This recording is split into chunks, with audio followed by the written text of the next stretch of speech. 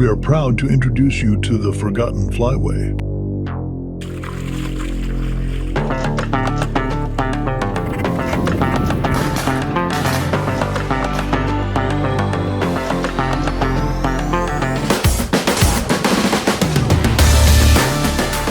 Bringing respect to the Atlantic Flyway name.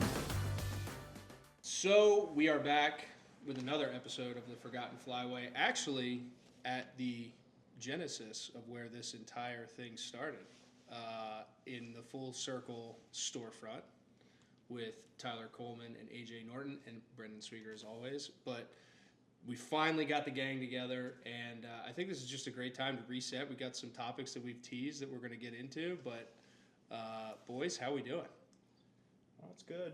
It's nice to have you guys. Feeling the duck depression a little bit, but doing what we can. So let's kind of go into a little bit of the background of how this started and what both of you guys do that led us all to where we're at now. So we'll start with AJ here. Just tell us briefly how you got involved in waterfowl in general, what you like about it, and how you ended up here. I had an earlier development when I was younger. Got introduced by friends, and their dad took us out, and that kind of sparked it. And then being in high school and having an ecology teacher that was very bird oriented, so I could go and nerd out with him and learn about ducks. That's where it started, and then as I grew older, it developed a little more.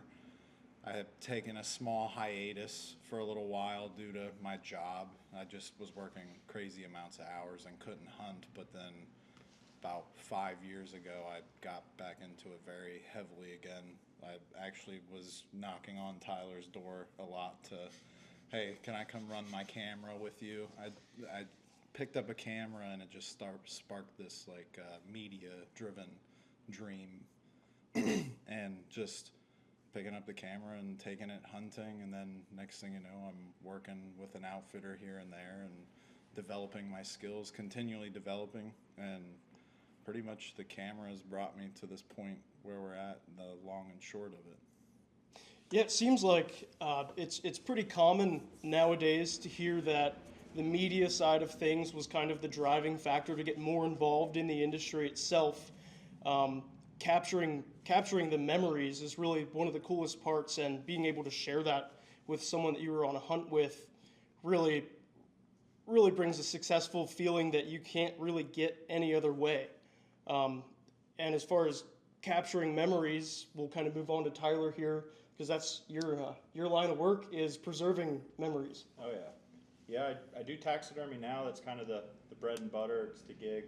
But it all started before 12 years old with my buddy Nick. Still hunt together. His family was the whole reason I even got into waterfowl hunting. No one in my family did it. So I owe it all to them, honestly. But went to college with them. I actually went to Penn State. We roomed together.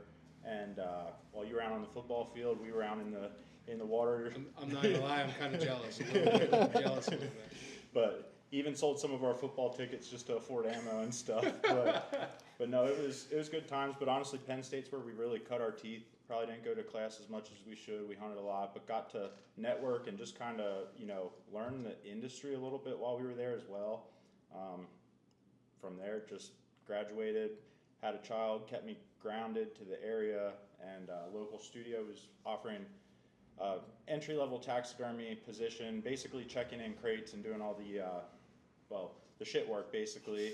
And I did that for 5 years. They entrusted me to start learning and doing the birds for them. They had a need for it, with a roadmap in place to kind of branch out and do my own thing. So now they don't even do birds. That's Canati Studios. I owe a lot to them as well.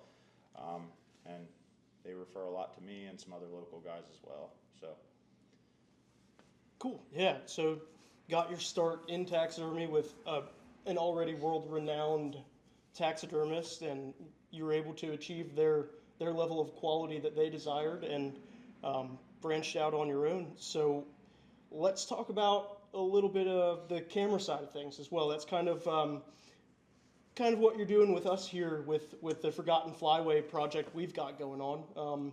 So how'd you get into shooting photography and videography? So I kind of hid behind the camera for a while, kind of hid with the brand and just kind of helped build things out with AJ as well. But I just love the video side of things and just kind of telling a story through that, but ultimately aligning with the brand as well. And but yeah, blessed to be able to get to do this with you guys and kind of get things. So both you guys talk a little bit about that, because I think it's one of those polarizing topics in the waterfowl industry. Every podcast you listen to, especially with like the old heads that have been in it for a while, talk about the old days before social media, before all that stuff. And like you brought up a great point, Brenden, of how the camera has like become a way for folks to get in. But again, I think it has a similar or a smaller negative connotation at times, especially with the older generation.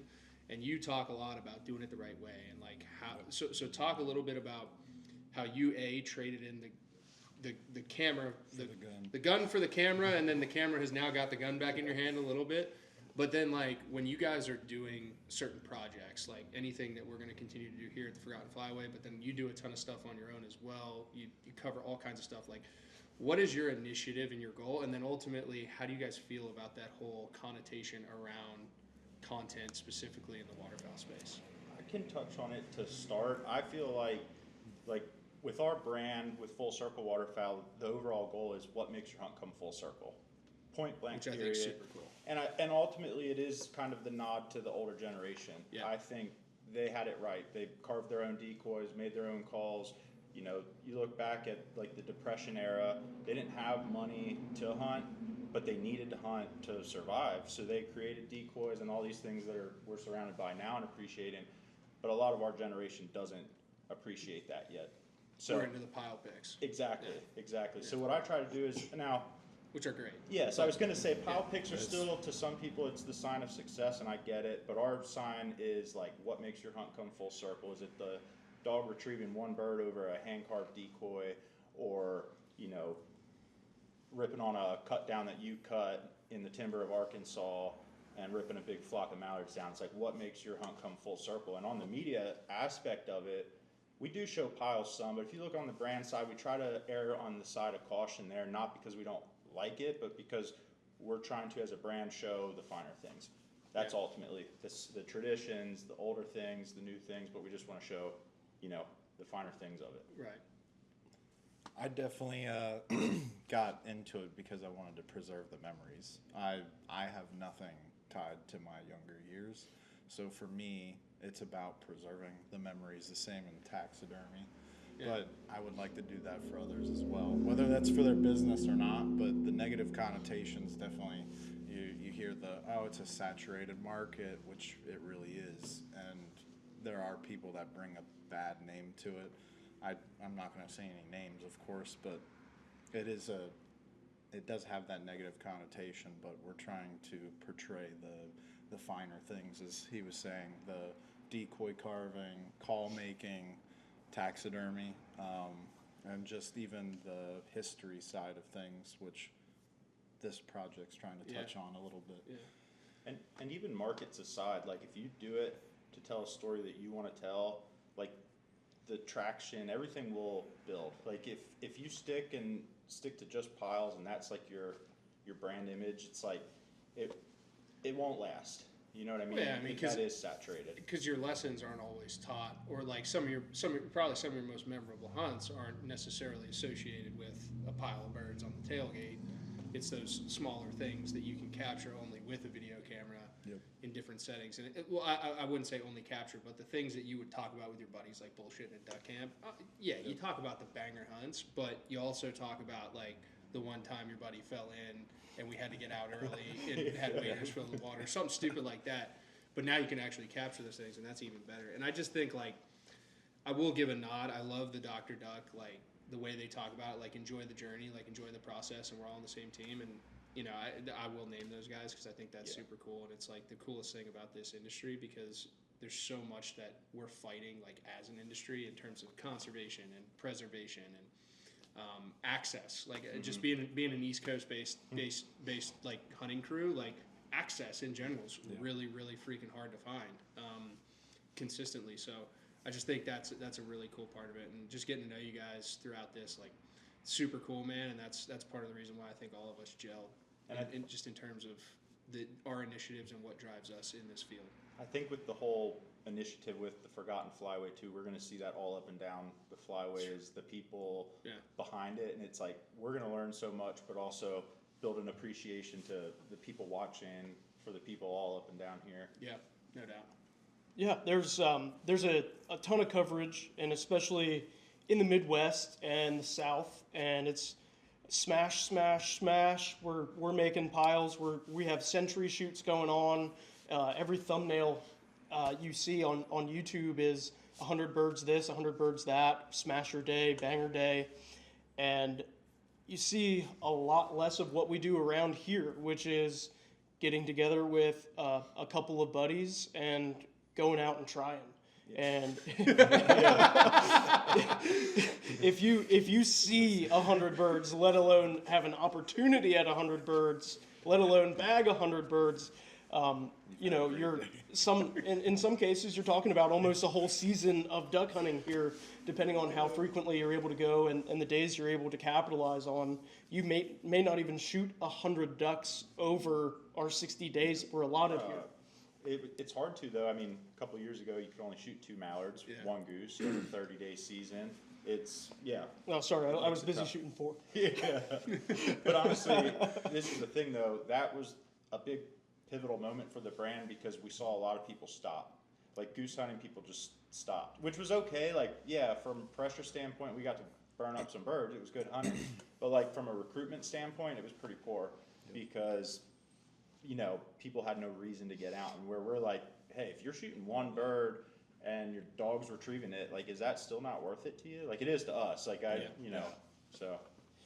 Yeah, I mean, for as many days as I've gone out and come home with nothing, I can appreciate the 1 bird days. It's just about avoiding the skunk. Yeah. Like, that's the one thing I will say that I do say. Like, I'm like, I'm just not getting skunk. Hang your hat on a 1 bird. Well, there was a point where we were hunting on a really consistent basis. Me and my childhood best friend Chris Swigert, and then we'd always have 1 or 2 other guys along with us. We were running a diver rig on the Susquehanna River almost every single day. And if you know anything about hunting the river, you might scout and see 50 birds, 100 birds, maybe 500 birds if it's a good day. And the next day you might see 500 birds, you might see 1,000 birds, you might see no birds. There is somewhat of a rhyme and a reason to why things happen that way, but you never know what's going to be trickling down that small flyway. So it's always good to at least go out and see what you can bring home. But there was a point where we were doing really well, and on those skunk days we had a policy, and if we did not pull the trigger on the hunt, we had to sacrifice a decoy off of the long line. So I still actually have, I hung on to them. There's 3 decoys that Chris and I sank because of that. And it felt good. It was a nice way to take out the frustration. But I'll sell you some unsinkables. But yeah, that's just, it's not taxidermy, but it's a way that I have some of my memories preserved, and they're fantastic memories from days that we brought absolutely nothing home. Yeah. That's super cool. So, Tyler, what did you study at school? So I went for wildlife and fisheries science, and up until my 4th or 5th years, or 4 or 5 years, I switched to ag science because I couldn't get through calc and organic chemistry. Fair enough. So I wouldn't have even tried either of those. it was still a wildlife focus with like a waterfowl passion. That was the nice part with ag science. You can be pretty broad. You just need to graduate with a minor. So I ended with a wildlife minor and a leadership minor then.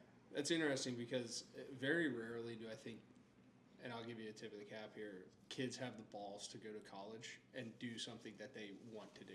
Right, like oftentimes they're more concerned about, like, I got to go to college and I got to get this degree because it leads me up to this job that's then going to lead to this success and this amount of money, and you go down the line, right?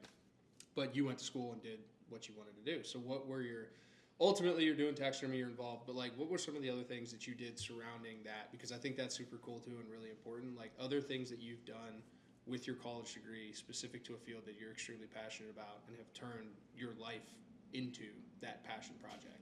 So honestly, I mean, I definitely say I trust God's plan, because if it were me, I would be out west somewhere actually studying waterfowl. Like that is still my passion, but my family and he kept me grounded, which was great. And honestly, I'm blessed to see where we're at now, and I wouldn't trade it for the world.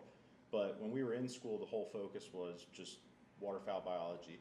You understand that like you're not really picking up many full-time positions as a tech. You're just bouncing around, studying birds wherever you're honestly like following the migration. You're kind of going with the wind wherever positions come available. And I do give a nod to everybody that is actually still in that field, because like what you're taking out in loans to go to school for it, and then it's more or less like a passion project unless you continue your schooling. It's almost a vicious cycle of just doing it because you love it, and then you're paying off this debt because you love it. Like honestly, it's just a tough field in that regard, and it is competitive. There's a lot of people in it. I believe if you can find your way into the kind of the private sector with it, it's actually a lot more beneficial. But there are some awesome, awesome gigs to follow. But one of the things I did out of school was, and the whole reason we went this route, worked with Delta Waterfowl as a waterfowl tech for 3 months. It was actually my wife's third trimester. I was up in Saskatchewan, so I was like about 35 hours away. Drove out there to study waterfowl as she's up, getting ready to give birth to our baby. So I was up there though doing overwater nesting surveys and research with canvasbacks. Ultimately, the 1 year study we did was I don't want to say it was a flop because we learned, but the whole study pivoted after that because of like data we were collecting was kind of like useless. Once we looked over it, it's like this study's not going to like keep getting funded with these parameter type thing. So we were up there though. It was kind of cool experience. You're up there just living with a bunch of guys, out there 12, 15 hours a day, just finding ducks, studying ducks. Ultimately you're testing to see predator success, management, stuff like that. Predator management success. Let's go into some of the locating methods that you guys utilize to find some of these birds. So overwater, a nod to Canada. We were in Canada. We took hockey sticks, and you go through standing cattails, and you're just beating on the cattails, because ultimately these nests, they float around in the water, and they get in cattail floats. So as you're beating on the cattails, a duck will flush out, and you got to go locate the nest. Once you locate the nest, you mark it on GPS so you have it, and you mark it. Normally we mark, I believe it was 10 yards to the north. We'll put a little ribbon on another cattail. The idea there is you don't want to put it right over the nest, because the magpie and ravens are that smart. They'll actually come in, key in on that red tassel, and know there's a food source. And they'll take like an egg or two a day and keep keying in on that and just come back till they're ribbon. So yeah, that's how we do the overwater nesting searches, is just walking around cattails. So you pull up to a pond, if it's full of cattails, you're slapping your waders on and you're going around this pond. It was miserable, honestly. Mosquito work, but somehow like every day you woke up wanting to do it because you knew what you were doing was unique, And then the other one was so along with the overwater nesting searches, we still did upland searches for your like blue-winged teal, shoveler, pintail, things like that.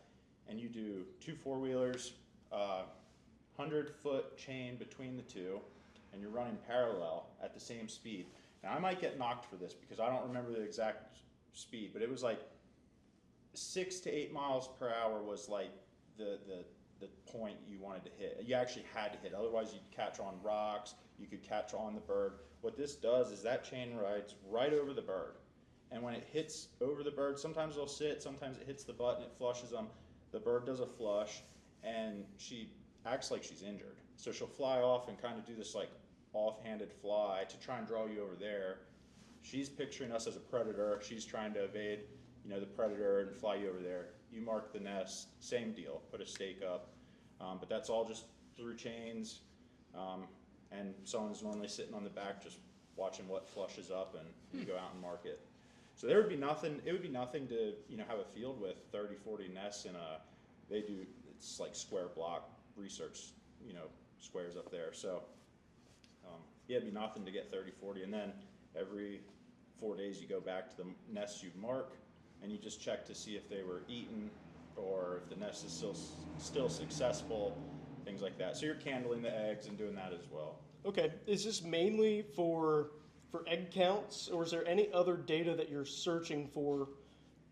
Or is that kind of top pay grade type material? So the study normally has like in science you have a study and you try to get a result. Right. Ultimately, most times it's like you're trying to achieve a result. You know what I mean? I'm not saying you're altering the study, but this is what you want to achieve. You try to see what you got to do to achieve it. But in the midst of doing any study, you're finding answers to things that you never knew, and then normally that results in another study. Yeah. So it's like you go into one and it's like, man, after doing all this, you start to realize, could this actually be detrimental? Like when we were up there, I don't know if you've heard recently how coot, kill all the coot because of how detrimental they are to canvasbacks. Do you hear that? So when we were up, the whole reason our study flopped was we were finding more coots overwater nest searching than anything else, and we had to log them. And once we started logging them, you had to through the whole study. Well, you get to the end, and it was like we shouldn't have recorded coots from the get-go because we were finding tons of them over water. Well, the coots were killing canvasbacks ultimately is what we were finding, and someone has to do a study if they aren't already on the impact of coots on canvasbacks, just based off of our flop of a study the 1 year we were there. It's just crazy how that works. What were the numbers, comparatively speaking, just in simple terms, coots to canvasbacks? It was drastically more, but we were also searching the wrong size body of water, but you don't know that till after the fact. You pull up to a lake surrounded by cattails, you assume there's going to be canvasbacks all around this. Canvasbacks want a pothole no bigger than the front of this room.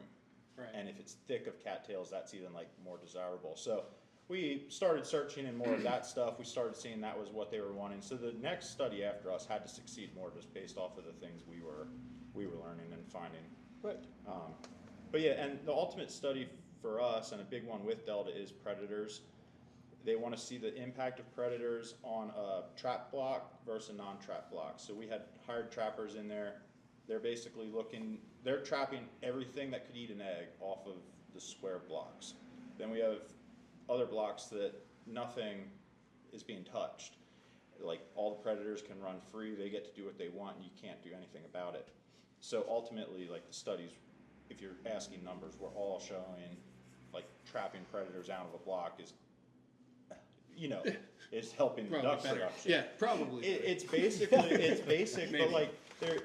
and I could get slapped for this, but there's a lot of people they won't acknowledge that, and I do get from a science standpoint the studies they're observing that say why they don't support it, but from a hunter standpoint, if you're taking something that's eating eggs and eating the game, it has to help. Yeah, has to. Just from basic observations. Yeah, there's people in the turkey world that make both sides of the same argument with raccoons and turkey nests.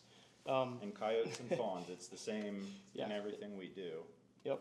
There's going to be two sides, if not more, to all of those. So let's shift gears here a little bit, and let's talk about Norton Creative Media. So tell us how that came about and what you're doing outside of the waterfowl industry with Norton Creative. It kind of started when I was younger. When I was 19, I had this passion to take really cool photos. And I never chased that for a long time. And then about 5 years ago, I decided to buy a camera kit and start preserving memories in hunting. And then it just spiraled from there. I realized that I felt like I was confident in building more of a portfolio. And it was just hunting at first, but then I had somebody reach out for a first birthday. They're like, do you want to do this? I was like, I was very hesitant at first to do that. I felt like I was out of my element, but one of my friends that I knew, he's like, I'll go shoot it with you. Not that he needed to. He didn't take any money. I made $200 for this, and I was like, I think maybe I can start doing this. And then by word of mouth, and then just posting on Instagram and through word of mouth of friends, I started doing, well, I'll backtrack here a little bit. Sorry, I got a little ahead. I reached out to several outfitters, cold messaged, and was like, hey, if you ever need media, remember me. I'm trying to get my footing. And I remember messaging Zane Howard from Loaded Timber Waterfowl, and I said something to him, and he was just like, let me know, I'll fly you out here. And it kind of shocked me, and I was like, okay, is this serious? And he's like, yeah, man, I'll pay for your ticket. You come out for a few days, and it'll help you build your portfolio. And from there, it spiraled even more, and then it turned into weddings, media for businesses. Right now I work for a welding shop on the side while doing a full-time job as well. They're doing architectural welding for metal structures, furniture, whatever. They're just doing one-off pieces, Blacksmith Sawyer, and I've been helping them develop their media and get their presence out there a little more on the media side. Not that they need it, but that they want to preserve their memories through what they're doing, since all of their projects are so special. Yeah, very cool. And that's actually how we got connected and started to cross paths. Yeah.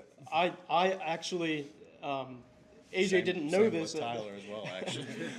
AJ didn't know this about me at the time, but I was pretty well immersed into photography, and I loved shooting waterfowl photography, but I also expanded on that passion, and I was doing a lot of things, like what I guess you would consider like the basic white chick farmhouse decor photos. I loved Western style, rustic, agricultural based. I liked taking pictures of rotten old trucks with grass growing up through them. They're just weathered.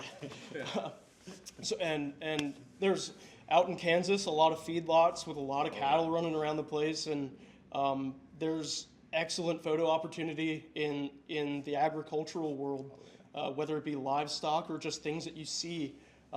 Windmills were something that really stood out to me at that time, and so through the passion for photography, I started doing a lot of product photography, and at the time that we got connected, I was the general manager of a rifle manufacturer, and you had reached out seeing if we needed any work, and I was kind of like, well, I've got that covered. However, I have this other thing in mind that maybe we could get the ball rolling on, and that was maybe a month or two before I got connected with Christian, and then we were talking about actually a Presley's trip that completely fell apart on all of us due to sickness and flooding. It turned out to be a benefit because I think they got pretty bad weather too. So yeah, so I heard it was a little bit less than desirable out there, but also I had just moved into a house that was a little bit prone to flooding, and we had some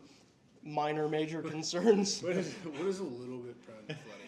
Like, what's the threshold of a little bit prone to flooding and not? So they get water in their basement. So yeah, basically I live at the bottom of a mountain, and when it rains, the water from the top of the mountain comes down to me, and I'm in that nice little zone where it likes to sit and collect. And then also at that time, didn't have a weather guard installed on the front door, and got the perfect wind direction and miles per hour that the wind was just blowing that rain right underneath that door. So it soaked a couple towels, but we've got that all figured out now. Now a little bit less prone to flooding now. Yeah. We're working on getting to that bottom threshold. Didn't move. I could just pick the house up and move it somewhere. Stilts or something. But yeah, being at the base of the mountain, it seems to run downhill for some reason. Can't quite figure that out. So let's kind of move over into a little bit of Atlantic Flyway hunting. I've got a friend that guides a lot up in New Brunswick. For those of you that are unaware of that, it is the part of Canada that's directly above Maine. Oddly enough, a lot of people are totally unaware that that even exists. So over the last 10 years, they've seen a pretty major increase of speckled-belly geese being present during peak migration periods. Going back to as recent as, I don't know what today's date is, but last Saturday, Christian texted me that his buddy had 8 specks in a field in Jersey.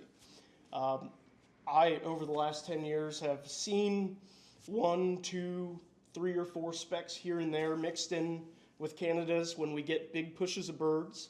I've even, over in the RP zone, seen 4 and 6 packs on lakes that just don't belong. And, you know, some people might say, oh, well, they were farm geese, you're mistaking them. I've been fortunate enough to guide a lot of speckled-belly goose hunts, and I can positively identify that bird like none other. So let's talk about what you've witnessed in this category with speckled-belly geese coming to the Atlantic Flyway, and let's kind of speculate on where you think they might be coming from, whether it's the directly northeast route from here or super far west over towards Alaska.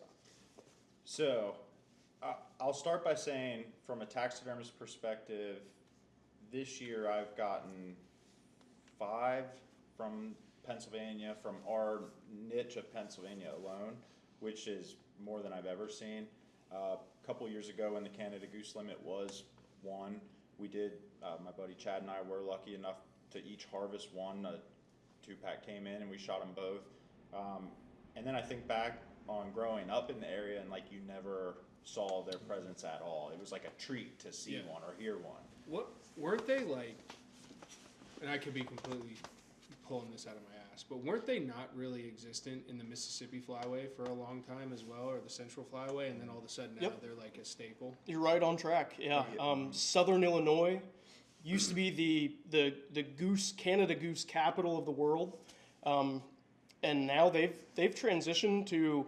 Most people have a spec rig and hope for some honkers, versus before they had a honker rig and they were kind of hoping maybe some specs. They're kind of where we're at now. Right. Is we have honker rigs, and if you get lucky, you might, see a 4-pack of specs spin you and be able to connect with one. I didn't mean to cut you off. Oh, no, I thought that was like important. Yeah. Yep. No. Yep, absolutely. Yep. That dives directly into the pattern that we're trying to paint here. Yeah. So we've seen it happen before, and we're slowly starting to see it now. I would say about 5 years ago, 2020, I'd estimated between what I was seeing out west and what I was seeing here, that by 2030, it would be in Pennsylvania worth it to have a spec call in your blind bag and maybe 6 spec decoys here. Yeah. I'm not going to say that we're going to have targetable populations of speckled bellies in our area, but I think that by 2030, we're going to have enough specs showing up here that it's going to be worth to at least pay a little bit of attention to them. Yeah, off chance. We have been considering adding a few to the outside of our rig, still within shooting range, keep them out of the Canadas a little bit. For that reason, I'm not thinking their population's going to boom. I do think we have the resource here, but also it's not quite like the resource in Midwest. Agriculture and the way it's harvested is just different everywhere. But again, we have everything they need here to survive and to thrive. I just don't foresee it being like, nothing like the Midwest. But then again, like you were saying, with like Illinois and just how the Midwest population was, like I can remember snow goose hunting over Texas regs when they just first started showing up, and it was like you could kill them. There weren't like, tons of them, but there was enough, and now it's, 150,000 passing through in any given spring. Like, they're booming, they're surviving, they're thriving. Why couldn't a spec? So, have you done any research on specs? Because my brain immediately goes to thinking history, right? History is the greatest teacher. What happened specifically in the Mississippi Flyway that caused that boom? Was it different harvesting practices? Was it their diet? Was it their aptitude for? Do they tend to travel more than other species of geese? Like, is there anything scientifically that could lead you to believe that there could potentially be that boom that? I don't want to talk on it like I know, because I do feel like We're all specs, speculative. Yeah, and honestly, we're from the Atlantic Flyway, so specs aren't here yet. We're hoping and praying they do, but honestly, I don't know of any one instance or any like major event other than just there are no boundaries in the sky. They start to follow, populations start to create when they start to thrive. It takes two birds to start to thrive, and then they reproduce, and that's literally what's happening in these areas. It's like sandhill cranes in Jersey. I've seen starting them to see several them, times, yeah. and they need the salt. Like they like, what do they want in Texas and Oklahoma? Salt flats. There's salt. Yep, they love the playas. So they're thriving in New Jersey. It's a population that will never be huntable. Yeah. But it is growing, and that's pretty cool. to say that specs couldn't do that when they are, and when snows boomed like they are. Yeah, and I'd let's be talk done. about I'd be Florida. done. There's hundreds, if not thousands, of sandhill cranes in Florida now, and they're to a point where they're walking through streets holding up traffic because there's so many of them going amongst these, urban and suburban areas. Now they don't have. Sorry about that. We're good. They don't have predators or the hunting pressure that they experience out west as compared to being in Florida, where you can't hunt them and they're not being harmed by humans. But you're starting to see a lot more of that. So getting back into Christian's question about what we think might be the shift here, based off of my own pure speculation, I think that these birds are, for some reason, getting blown off track, and whether that be by weather systems or by human displacement. These birds are genetically imprinted to go back to the same spot year after year. If they fly back to something, let's say you have an 8-pack of specks. 2 of them are the mom and dad. The rest of them are young of the year juvenile birds. Mom and dad are guiding these birds to where they think they need to go, and now it's a warehouse. Now they don't know where to go. We've gone over here, but our genetics say that's not a safe area. We don't go outside of these safe spaces. Let's go find somewhere else. Let's get back up, gain some altitude, and start cruising around looking for somewhere to put down. Now, let's say a weather system, a storm cell, a jet stream gets those birds off course and they end up over here somewhere, whether that be eastern Kentucky, eastern Tennessee, Ohio, or even Pennsylvania, and in some cases New Jersey. I just saw a picture just this morning of a single specklebelly in Delaware. Yeah. So what I think is happening is mom and dad lead the young of the year birds here, and all of a sudden you have 6 specklebelly geese that are genetically imprinted on this cornfield or this lake in Pennsylvania or Ohio or New Jersey or sometimes even up in New York maybe. Mm-hmm. Now, the flip side to this argument here is, what if these birds aren't coming through the western corridors?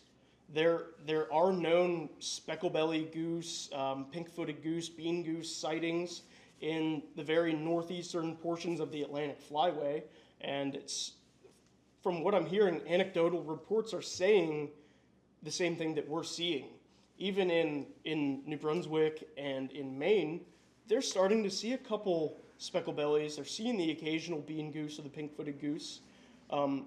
Let's talk about maybe an alternative route for these geese. What do we think is happening? Well, there is like a lesser speck population in or like around Greenland.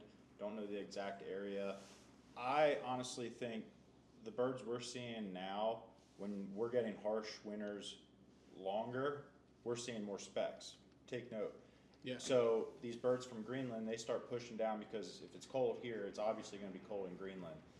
They start getting to Maine, falling off some, more or less just holding over till they can keep pushing south, and then they hit mountains. They're not, they're flying over the mountains till they can fall off. That's what's happening with a lot of snows, same deal. They fly the mountains, they fall off the Finger Lakes, and then they fly from the Finger Lakes all over the mountains till they get back down to here. I mean, they'll do Finger Lake to Middle Creek trips in a day.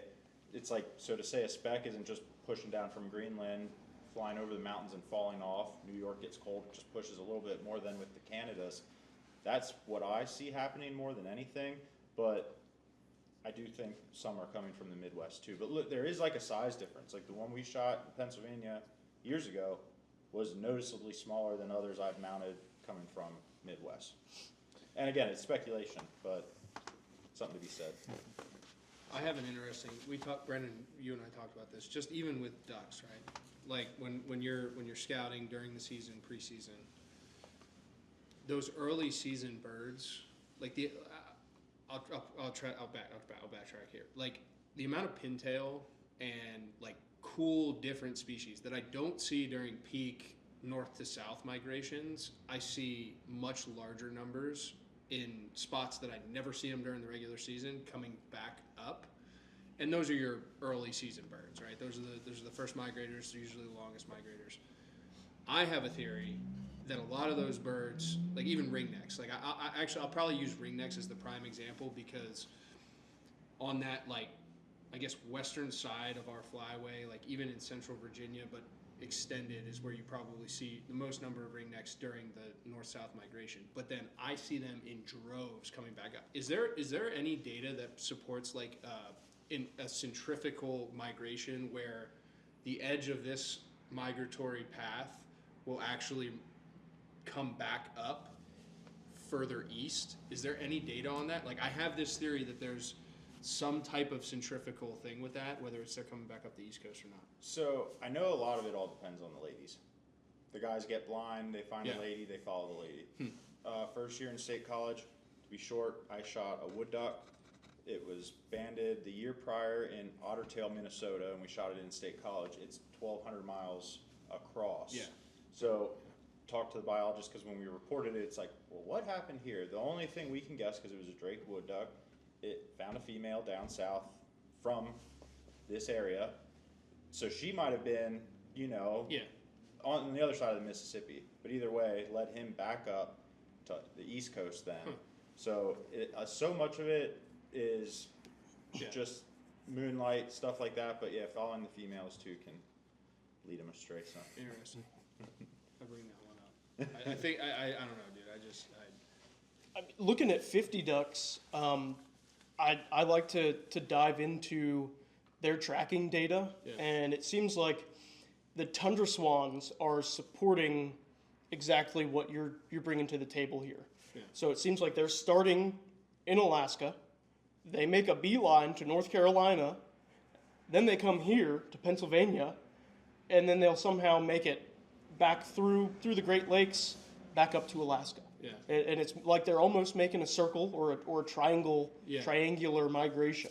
Yeah. Why? I don't know, but they're going back to the same pond in North Carolina year over year. Yeah. Same pond, same end of the pond. And this might get us into a toe the line conversation here. But when does the breeding pairs usually start? Like what would be the biology view of when breeding pairs typically start? So they're like the pair bonding process. The pair bonding process starts during the hunting season. Like we'll see flights of gadwall, chasing hens in Virginia. Yeah. Like biting each other in midair in January. So the end of my January season, I mean, it's a lot of those birds are paired up, and it's completely different hunting tactics. Absolutely, because they don't want to play. Yeah, they really don't. If anything, it's got to be more of a hen focused rig or something that is like thinking that way. Like they're thinking with their blinders on. Yeah. Mm-hmm. So,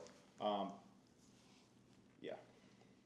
Okay, we'll leave it at that. Yeah. It's a tough one. I mean, the thing is, there's so much. Again, we're talking studies, we're talking science. Yeah. You can come up with whatever data you want. A lot of data right now supports we should not hunt after the 31st because it's detrimental to the breeding populations at that point. Whether they're already bred or they're not going to find another drake to be bred, after the 31st would be detrimental. Now, in our state, they're saying the 15th. I think Might be after the earlier than 15th, that. it would be more detrimental, but you got surrounding states still saying the 31st.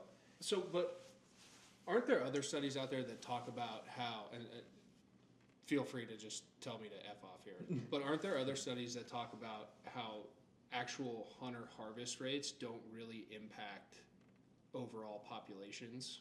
hunter And, like, harvest would It's never. it's very minuscule. It's It is like minor, right? It is. Like, If you percents of a stopped percent. hunting, like people say, I think we should just stop hunting for a couple years. That's actually not going to affect one way or the other Yeah. our populations. Like we won't even scratch it. And I know I'm going to have people that will say otherwise. Right. They're like Well, there hunter always is. harvest is not, but it's in that time frame. You go outside of the 31st, you're gonna ruin You will some start things. making you'll start making an impact. 100% after the 31st. Like, I think the kids, there's a youth and veteran allowed, like that Yeah. first week of February. They're shooting prime birds. They're not doing much detriment, and quite frankly, they deserve that Yeah. opportunity. Right. But beyond the 31st, I mean, you're start messing you're things up. absolutely impacting things. Because you Yeah. just are. Interesting. Okay. But I'll leave it. there is studies to back that up. So I'm not just talking out my butt about it. Right. It's just more or less after the 31st, things are much more vulnerable to success. That's when That's hunter pretty harvest interesting. would have an issue. Right, because on then you're breaking up population. pairs, it would delay, then you have to go through the whole courting Yep. process again and so forth and so on. And some of the hens, they just won't be bred, or that, Right. yeah. So then it is more detrimental. Okay, that answers a lot of my questions with that. So I haven't done any prior research on this next question that I'm going to ask you, but personally, first of all, do you know of any data collected on voluntary restraint and its benefits to our populations? And the second part of that question is, do you personally feel that voluntary restraint, and for those that don't understand that term, it's you're voluntarily restraining yourself from shooting hens knowingly. So you're someone that targets specifically drakes when the opportunity is available. Do you think that practicing voluntary restraint is something that's important, or is it something that is maybe not skewed data, but doesn't necessarily hold a lot of weight? This is another tough one. And it's a tough one because there is data to support both.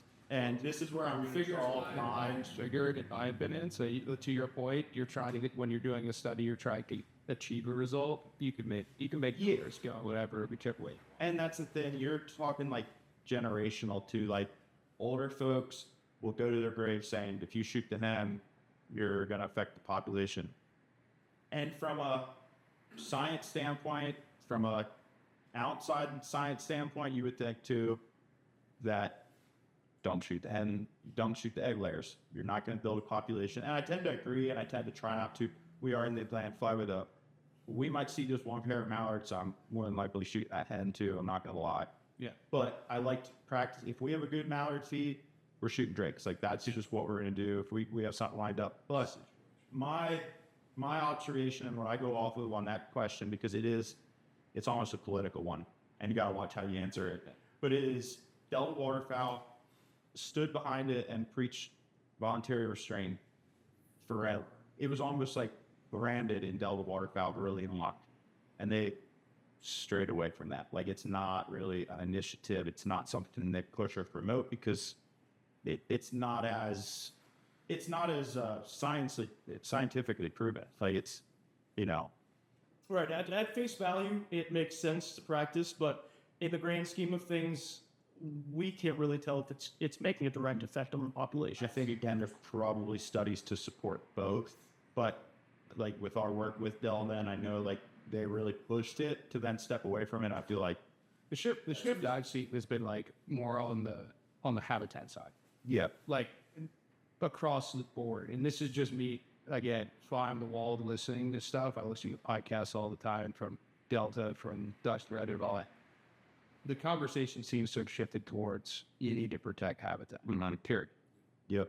Because that's going to be the biggest driver in any type of nesting success, so forth and so on, whether they get there or not. Whether you decide to shoot them in Pennsylvania this year or not, if they get there, they need somewhere to reproduce. Yep. Is that probably the safest thing you could say in a political side, where there's a lot of science proves that that's probably the biggest hurdle and biggest obstacle that we need to attack. As Absolutely. Habitat development, those are the major issues for waterfowl populations. And I mean, that's the driving force. That's what we need to focus on. And honestly, Delta and DU, both very important. Both have their own niche. Where Delta is like building structures and thinking like their $1 million duck campaign. It's putting a million ducks in the air with the dollars we're raising by putting like hen houses out. And they have a science on how one hen house produces, I believe it's 6 ducks, something like that. So they're putting out habitat in that form, where Ducks Unlimited is using money to buy and conserve habitat. Both viral. Delta will buy like percent of the property. Exactly. And I think they bring a dynamic to even each other out too. You know, it is important. But again, if you look at it from a broader standpoint, habitat, what they're really focused on, and just science as a whole. Yeah. The last it's a question I have thinking a lot. The one thing I've had heard is about just pintails, right? We had a big curse for like that pintail population. Everyone loves shoot pintails. I've seen a big really the last 2.5, 3 years of pintail numbers during the hunting season. The one thing I saw was that a lot of those pintails could potentially be coming from Alaska at their upland nesters in the taller brush, typically in the prairie auto region. Now that's all ag fields and getting tilled up in the springtime. That led to a lot of issues for them in terms of creating sustainable habitat for pintails to reproduce. But they found that because they are such hardy birds in terms of travel, they don't mind flying. They'll fly really big distances. They're seeing a big population growth at kind of that southern Alaska stuff, which is all protected and never be touched, and is prime habitat for them to reproduce. Have you heard anything about that? Have you seen anything with that revelation? There is, I don't know enough on it. Actually, I need to read up on that. There's some current studies, because I actually heard we're getting 2 pintails, three pintails, which is just amazing. So there's some data to prove it. I haven't read enough about it. Honestly, when we were up in Saskatchewan, those nests never made it. Yeah. Right. I don't know of any. They were nesting on short wheat stubble. You could walk up and see them nesting where it's like, okay, predator comes through here, they're eating all the eggs out, maybe the mom.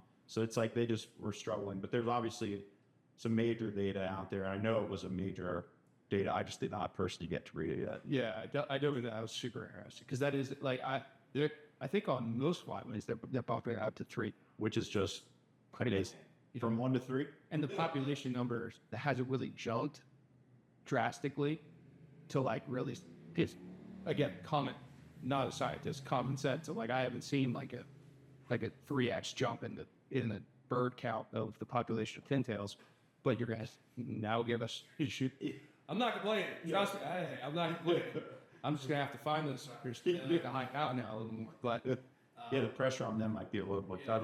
I mean, for personal use, I'd rather see the bump of 2 birds in the black duck category. But I'm happy to shoot pintails when I see them.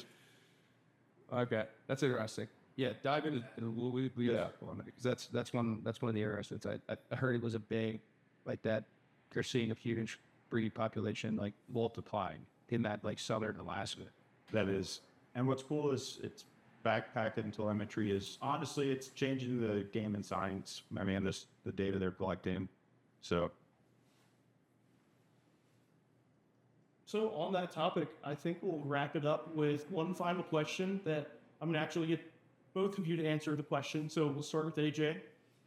Tell us your favorite band memory. Doesn't have to be a band that you necessarily pinched on your lanyard, but one that you were a part of that really stands out to you. And it actually has to be my first band. We were struggling to find a spot for the early season, September. You know how it is. We don't have a lot of ag down. We're struggling to find pastures, and this person's got this person's got this. On a whim, I saw like a 30-pack of geese land of his pasture, so I stopped in and talked to the farmer. He's like, "Yeah, have at it." So we set up on it, and the morning we hit And I told the guys, it was like, it was in the evening and I seen these birds, so I'm hopeful that they come back. Well, we went, had our lunch and everything, came back, and we had a small pack of 3 come in to shoot the 3. We throw them into the blinds because we have more cuffs. They shoot on the volley, we knock another couple birds down, we grab them. It's quick Western style. These birds are just coming from different directions, and you jump in the blinds, and we shoot more, and it all calms down, and through all the chaos, we end up check the legs. So we're actually putting up for a pile. My buddy, we goes, wait, we got abandoned one, and it was slipped up around its hip, and he was able to slip it down. That's how we went the entire hunt without realizing we shot bandy bird. Find it as we're cleaning up the field and everything. I got to keep it. Past that, it's all been kind of normal. Did they give it to you, or did you draw it? They gave it to me for Awesome. the field. Awesome. Good buddies. That's good buddies. And here I thought it was going to be this year when we tossed you for good spin. That was when I was setting it up for. I truly thought that was going to be like, oh man, here. No more charity bands. No, It has to be a second. That one has to. I mean, I only have 3 bands. every single one has an awesome story attached to it. So it's you could sit here and I'd like to look at my lanyard and tell you exactly what hunt I shot it on and who was with me and what happened that day. And I think that's the coolest part about them is the memories that are attached to them, not necessarily the data. Although guys of our nature seem to dive into the data side. So let's hear your favorite band memory. So I don't get too wrapped up in them, like you said. They're more of a story and in the game room. I try not to keep them on the act too much.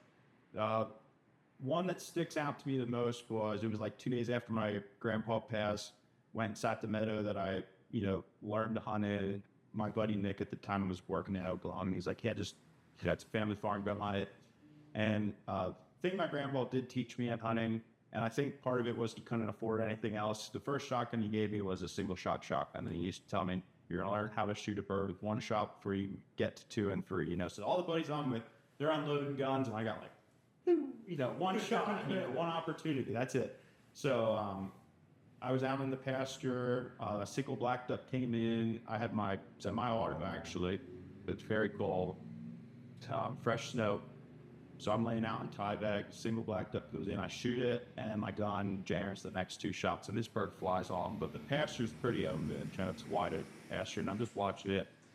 Might have had some colorful language, but it's just days after I see done wine, and I watch the birds ball out of the sky. Just felt like walk up, and I'm just like stunned, flipped it over, banded black duck, and just right there, hit me. It was like, I felt like it was kind of my grandpa playing a joke where it's like that one last time, you'll shoot 1 bird with 1 shot before you move on to 2. It was just days after he passed, and I sat there and it was just kind of like, I don't know, it was a full circle moment for me. It was more of a sentimental one than it was funny or anything else. I will say one more though that was kind of cool was went out with Stefan and Chad. You guys would know them.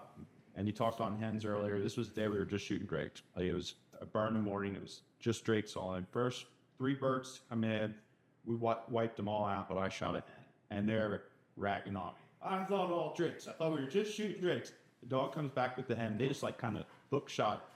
All right, and I just catch it, backside up, and it was a backpack hen. It's an armature backpack. No one else, the rest of the day was they couldn't draw for it. They couldn't really, swallow their words then. We did have a hunt with 3 bands, I believe, one of them being on that tracker as well. So everyone got one. It was good, but it was kind of common. Yeah, those days that everyone gets one, they really seem to stand out. It's like everyone in the group is on cloud 9 at that point. So I bet that was a pretty cool experience, and I bet 20, 30 years from now, you guys can still talk about that like it happened yesterday. Oh, yeah. Even in September, right? And AJ got one for just helping run a camera. That would be my paper story. This just, we're sitting in the truck and it goes, hey, no one wanted this one. I was like, okay. I never really pulled the trigger. It was a nice nod to the camera. Always nice when that. So you can get a band when you put the guy away. You trade that's but yep. yeah. Something nice. Thank you, man. Awesome. Brenden, tip your side. I think we can wrap it up with that. I think that's a good way to. Thanks for tuning in, guys. Hopefully we'll be able to bring you some more live in-person shows from Full Circle Waterfowl, maybe on a quarterly basis, potentially, if we can line it up. But thanks for tuning in, and we'll see you on the next episode.